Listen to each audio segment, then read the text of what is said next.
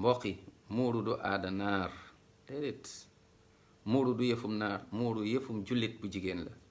yàlla moo la ko digal rabbul ard was samawat sa borom mi nga xamante ni tôt ou tard di nga dellu ci moom léegi bés ñëw ñu ne inna lillahi wa inna ilayhi rajiun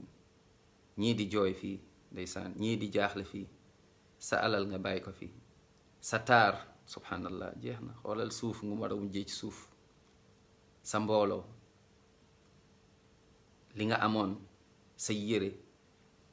miroir bi la daan nax ngay xool jàpp ni ndeysaan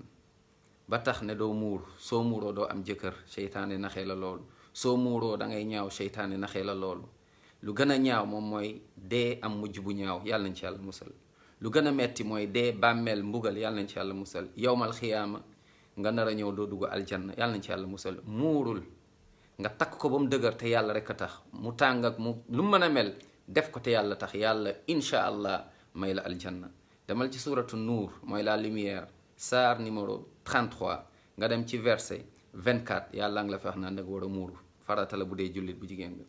nga dem ci suratul ahzab mooy les coalisés surat numéro 33 nga dem ci verset 59 avant dernière page yàlla nga naan yonent sallam waxal say soxna say doomu jigéen ak jigéenu jullit ñi nañuy muuru allahu akbar ya ayuha nabiyu qul li azwajika wa banatika wa nisaa'il muminin yudnina alayhinna min jalabibihin yàlla la ko digal